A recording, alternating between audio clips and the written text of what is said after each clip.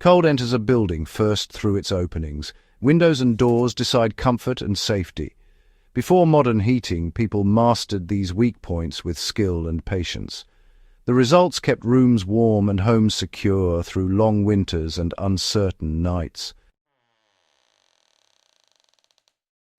You are about to hear methods that rely on wood grain, cloth, fibre, iron weight, and human habit. Each technique worked because it respected how air moves, how sound travels, and how hands use tools.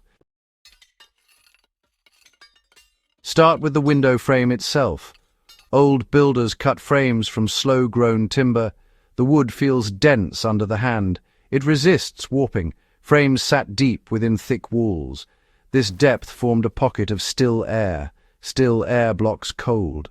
When wind struck the exterior glass, it lost force before reaching the room.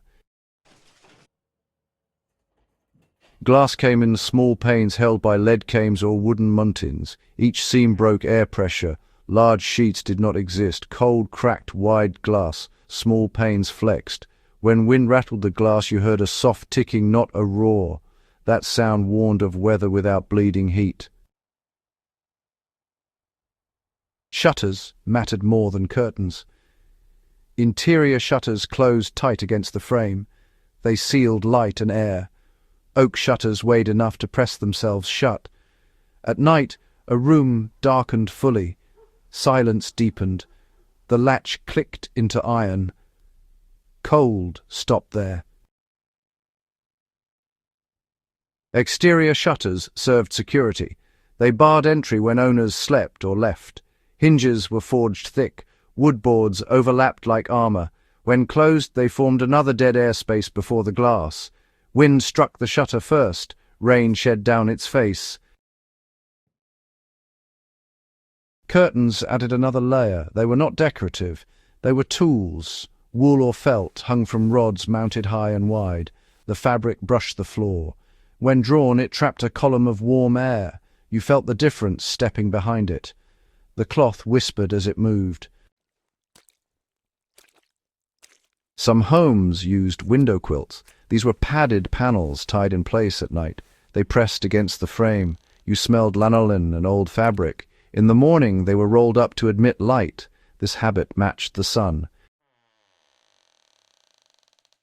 Now move to doors. Doors were thick, often 2 inches or more. They were built from vertical planks pegged together. The surface felt uneven under the palm. Iron straps crossed the face. Weight mattered. A heavy door seals itself. When it shuts, the air sighs. Thresholds were high. You lifted your foot to enter. This blocked drafts at floor level. Cold crawls along the ground. The raised sill stopped it.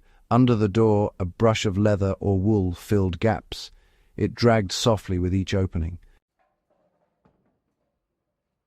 Vestibules solved another problem. They created a buffer room, you know. One door closed before the next opened, with air locked between. Heat stayed put, sound softened, and snow dropped from coats before reaching the hearthroom. Locks focused on strength and silence. Large warded locks resisted picking. The keys were long and heavy, honestly. Turning one made a dull clunk. That sound told everyone the house was secure for the night. Bolts slid into stone pockets, and wood bars dropped into brackets. Night bars mattered most. A simple beam across the door could not be forced quietly. Any pressure creaked wood and rang iron. Security relied on noise as much as resistance, really. Intruders avoided sound. Seals, were improved with simple materials. Homes used tomos or wool packed into gaps. These fibers compressed and expanded with humidity, which is quite clever.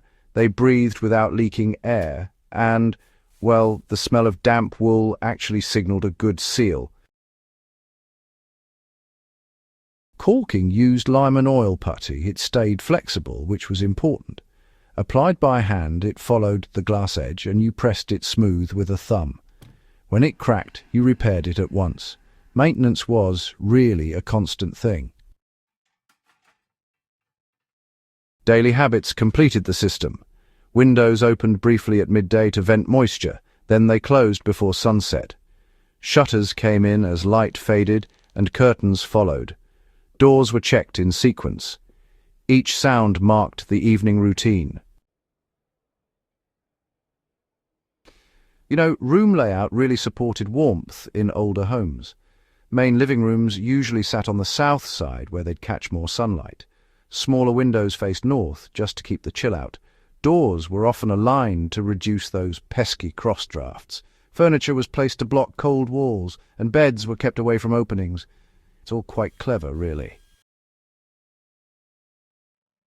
Security and warmth worked together. A sealed house muffled sound from inside and outside. This protected sleep. A rattling window signaled trouble. A quiet house felt safe. Modern homes can copy this thinking. Add interior shutters.